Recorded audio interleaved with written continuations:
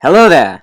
Hey guys, and welcome back to my channel. Today I'm going to be dissecting and breaking down the D23 special look of Star Wars The Rise of Skywalker for my first official video here on my newly revitalized channel, Camo Clone 134. This is it, guys. This is the jumping off point for my new channel that obviously I did a whole video about a couple weeks ago, if you guys saw that. Not a couple weeks ago, more like 10 days or so. Anyways, that's irrelevant.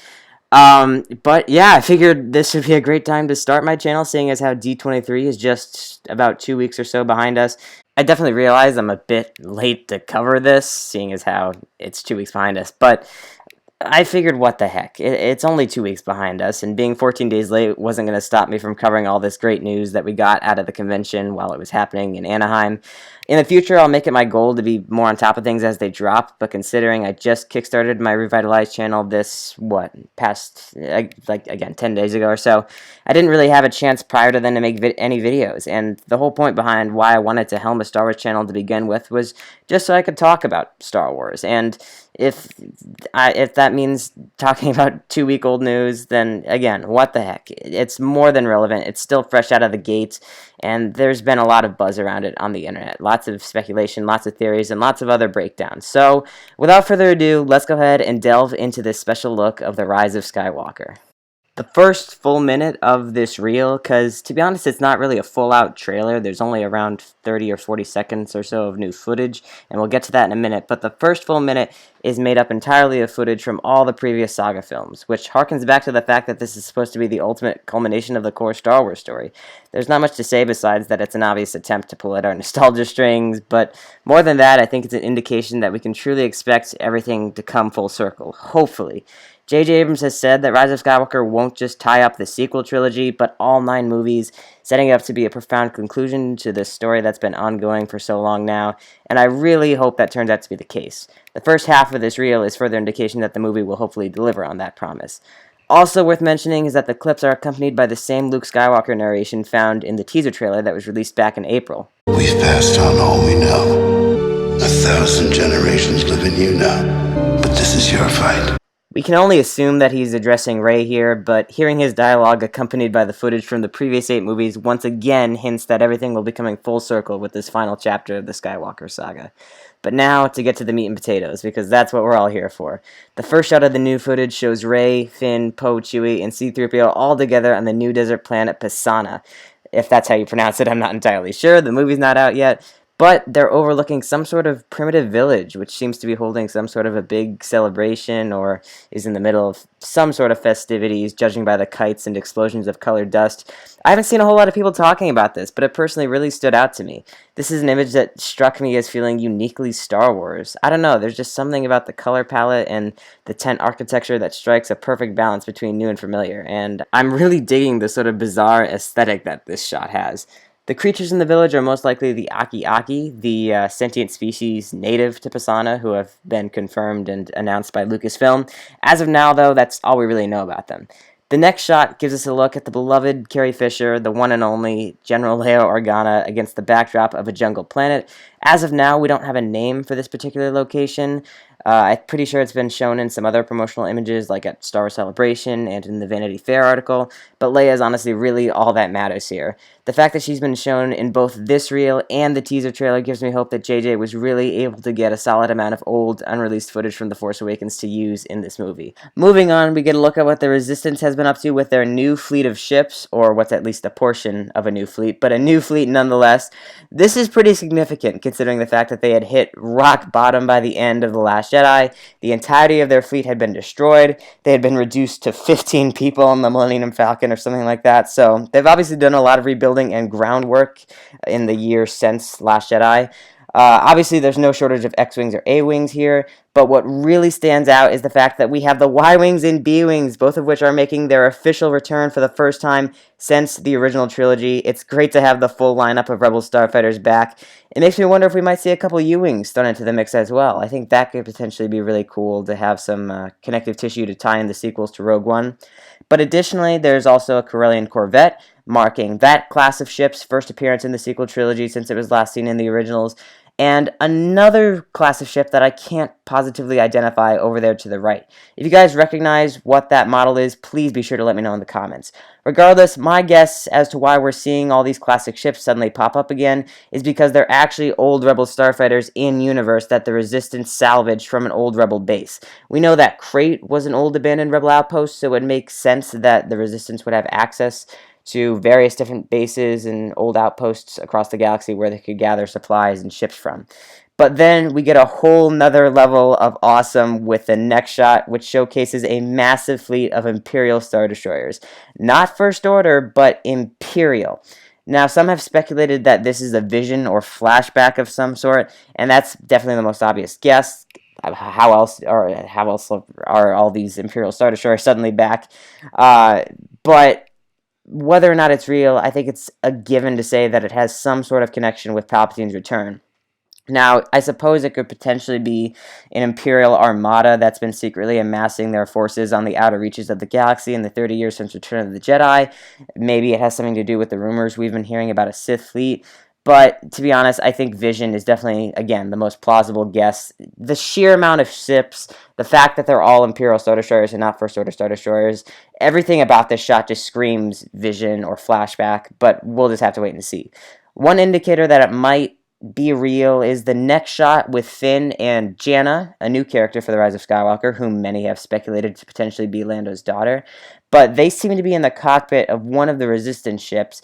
If you look in the background outside the viewport, it looks very similar to the stormy atmosphere in the previous shot. So this could potentially take place in the same scene. This could actually be real. But then again, this is a trailer for a Star Wars movie, and we have to acknowledge that not everything is what it seems at surface level value.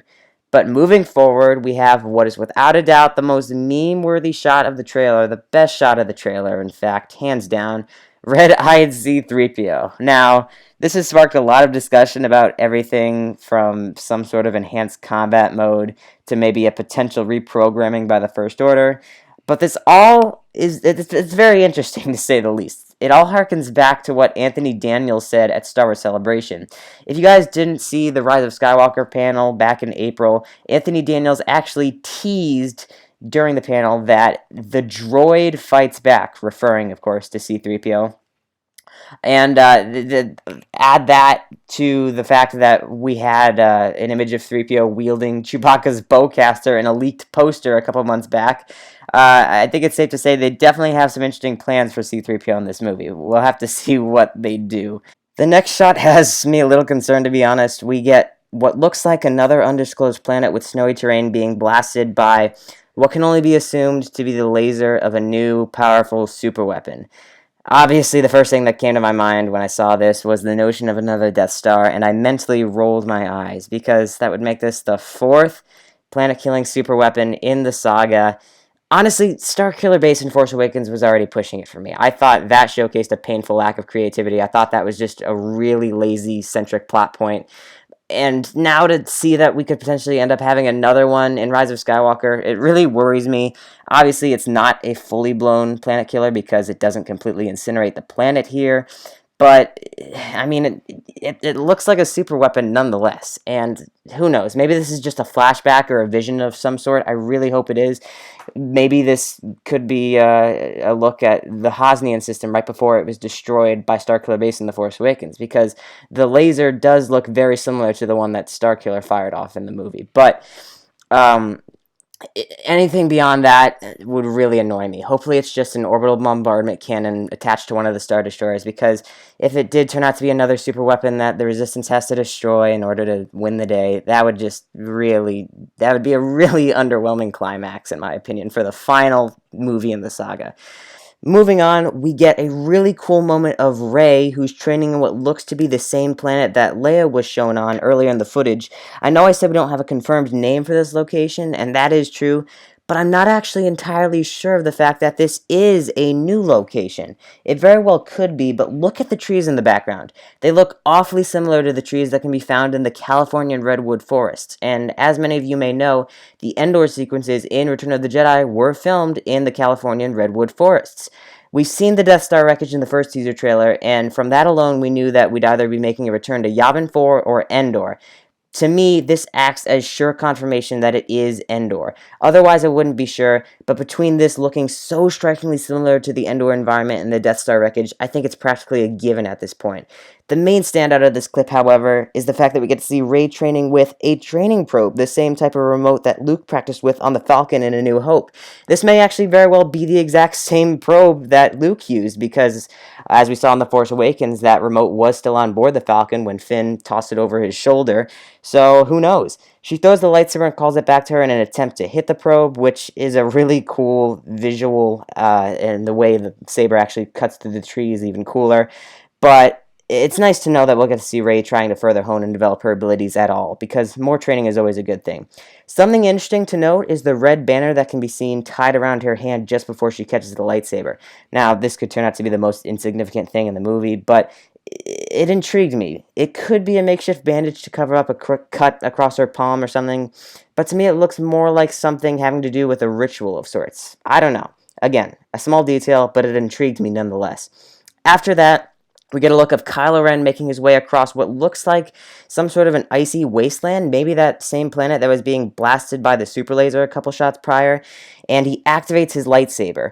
I'm curious as to whatever or whoever is prompting him to turn on his saber right after he's supposedly disembarked his ship. Obviously, we can't see his point of focus, though. Additionally, we can see the same red TIE fighter that appeared in the teaser trailer in the background, which all but confirms that this is indeed Kylo's ship. Something else definitely worth noting is the stormy sky, which looks nearly identical to the backdrop that the fleet of Star Destroyers was shown in orbit against just a few shots prior. Other than that, though, there's not too much to be gathered here. Progressing to the final moments, we get a look at what's at least one of the confrontations between Rey and Kylo Ren throughout the movie. I highly doubt this is the only duel they'll have, but regardless, this is a pretty awesome looking fight. It's actually the same duel that was teased in the form of a still image as a part of the Vanity Fair photo shoot back in May. But seeing actual footage of it here is all the more cooler. The waves crashing down around the two of them as they battle it out over the water. This is just a really awesome looking spectacle, and we haven't really seen a lightsaber duel setting like this before. And as someone who's criticized the sequels thus far for not having enough creative essence, this definitely seems like it'll be a fresh and exciting installment in the saga's lightsaber fights. I really hope it ends up being well choreographed, if it can be on par with the prequels and the original trilogy, because I'm of the opinion, I think the lightsaber duels, most of them in the original 6 movies, were all really great. If it can be on par with that level of choreography, I think this could turn out to potentially be one of the best lightsaber fights. I mean, they're fighting on the Death Star, the two primary characters of the new generation fighting on a piece of iconic Star Wars lore and history. This makes for a great climactic battle, even though, again, I don't think this is going to be the only confrontation between Rey and Kylo Ren throughout the movie, and I highly doubt it'll be their last fight. And we know that they are, in fact, fighting on the Death Star because off to the left you can see a turbo laser tower. Of course, then the question remains as to whether or not this is the first or second Death Star, but I've already personally cleared that up with my deductions between the Emperor's Return and the earlier shots in the reel that point towards a revisiting of Endor. I'm pretty positive that it is indeed the second Death Star. But as this is going on, we actually hear the narration of none other than the Senate himself, Sheev Palpatine, and once we cut away to black, that narration continues. Your journey nears its end.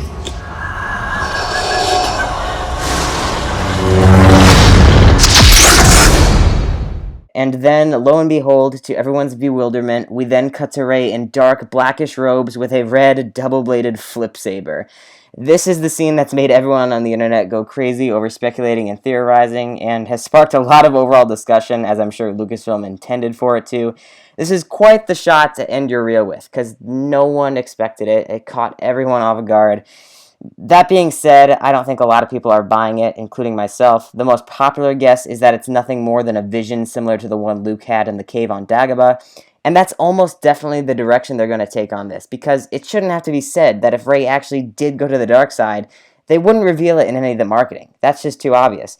Maybe there's a chance that's exactly what they want us to think, and they're trying to masterfully misdirect us into thinking otherwise, but I seriously doubt it. Honestly, I seriously doubt that they'd be bold enough to have Rey go dark at all, even if they didn't reveal it in the marketing. Star Wars fans are far too familiar with J.J. Abrams' reputation for messing around with the fandom by this point to take something like this at face value. Several other possibilities are being thrown around as to what this could actually be. Maybe it's Palpatine possessing Rey, or something along the lines of a clone or a twin.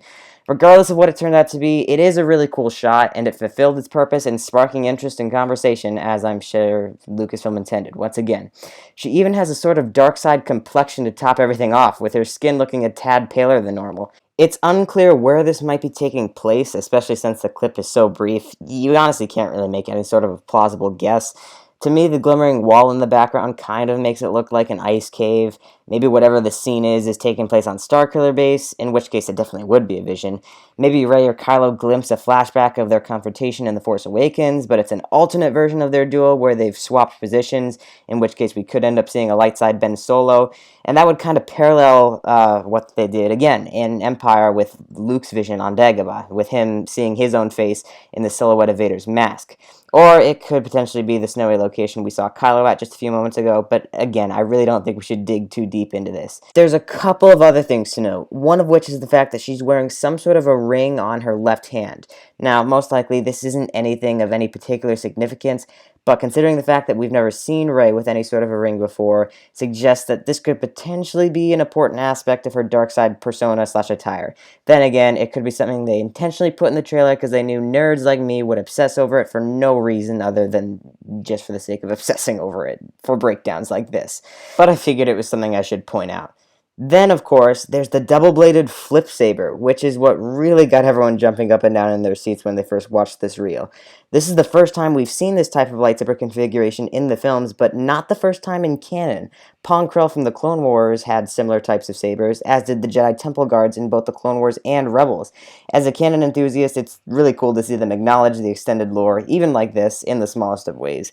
Additionally, the actual blades themselves possess the same unstable energy as Kylo Ren's lightsaber. Kylo's saber, as many of you may know, is different from any and all others, not just because of its tri-blade configuration, but also due to the cracked kyber crystal contained inside the hilt, which is responsible for the crackling, unstabling nature of the blade that contrasts with those of other lightsabers. Rey's flip saber here seems to exhibit those exact same qualities, meaning that this could very well be a projection of her own self into Kylo's silhouette, so to speak, which, I know I'm repeating myself, but that could again harken back to Luke's vision and trials on Dagobah. If she is seeing a mirrored Kylo-like version of herself, that would then raise the question of why she has a double saber, but I suppose all our questions will be answered come December 20th. Anyways, guys, that'll do it for this breakdown. That is it. Thank you all so much for watching this whole way through. I really appreciate it. Obviously, this is my first video on my new revitalized channel, my first Star Wars-centric video, and my first extensive commentary of this sort. So I appreciate you guys bearing with me because I realize that there's definitely a lot of room to improve in terms of editing and audio and commentary and all of that sort of stuff.